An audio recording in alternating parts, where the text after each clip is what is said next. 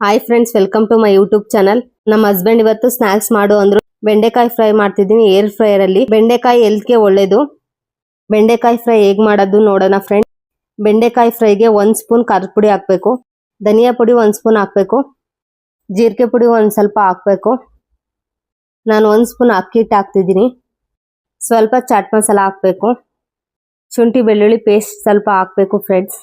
ಎಲ್ಲ ಹಾಕಿದ್ಮೇಲೆ ಮಿಕ್ಸ್ ಮಾಡಬೇಕು ಚೆನ್ನಾಗಿ. ಮಸಾಲ ಚೆನ್ನಾಗಿ ಅಂಟ್ಕೊಳಕ್ಕೆ ಬೆಂಡೆಕಾಯಿಗೆ ಉಪ್ಪು ಹಾಕ್ತಿದ್ದೀನಿ. ಉಪ್ಪು ರುಚಿಗೆ ತಕ್ಕಷ್ಟು ಹಾಕ್ಬೇಕು. ಮಸಾಲ ಬೆಂಡೆಕಾಯಿಗೆ ಅಂಟ್ಕೊಳಕ್ಕೆ ಚೆನ್ನಾಗಿ ಕೈಯಾಗ ಮಿಕ್ಸ್ ಮಾಡಬೇಕು ಫ್ರೆಂಡ್ಸ್. ಸ್ವಲ್ಪ ಆಯಿಲ್ ಸ್ಪ್ರೇ ಮಾಡ್ಕೊಬೇಕು. ಬೆಂಡೆಕಾಯಿ ಹಾಕ್ಬೇಕು, ಬಿಡಿ ಬಿಡಿ ಅಂಟ್ಕೊಂಡಿರ್ಬಾರ್ದು. ನಾನು ಬೆಂಡೆಕಾಯಿ ಹಾಕಿ ಇವಾಗ ಕ್ಲೋಸ್ ಮಾಡ್ತಿದ್ದೀನಿ ಏರ್ ಫ್ರೈಯರ್. ನಾನು ಇವಾಗ ಏರ್ ಫ್ರೈಯರ್ ಅಲ್ಲಿ 180 ಡಿಗ್ರಿ ಟೆಂಪರೇಚರ್ ಸೆಟ್ ಮಾಡ್ತಿದ್ದೀನಿ. ಟೈಮರ್ 10 ಮಿನಿಟ್ಸ್ಗೆ ಸೆಟ್ ಮಾಡಬೇಕು. ನೋಡಿದ್ರಲ್ಲ ಫ್ರೆಂಡ್ಸ್, ಏರ್ ಫ್ರೈಯರ್ ಹೇಗೆ ವರ್ಕ್ ಮಾಡೋದು ಅಂತ ತೋರಿಸ್ತಿದ್ದೀನಿ. 10 ಮಿನಿಟ್ಸ್ ಆದ್ಮೇಲೆ ಓಪನ್ ಮಾಡ್ತಿದ್ದೀನಿ. ನೋಡ್ರಿ ಫ್ರೆಂಡ್ಸ್, ಬೆಂಡೆಕಾಯಿ ಕ್ರಿಸ್ಪಿ ಬಂದಿಲ್ಲ. ಇನ್ನು 5 ಮಿನಿಟ್ಸ್ ಇಡ್ತಿದ್ದೀನಿ ಏರ್ ಫ್ರೈಯರ್ ಅಲ್ಲಿ. ಮತ್ತೆ 5 ಮಿನಿಟ್ಸ್ ಇಡ್ತಿದ್ದೀನಿ ಏರ್ ಫ್ರೈಯರ್ ಅಲ್ಲಿ. ಬೆಂಡೆಕಾಯಿ ಫ್ರೈ ಆಗಿದೆ ಅನ್ಸುತ್ತೆ. ಓಪನ್ ಮಾಡೋಣ ಫ್ರೆಂಡ್ಸ್.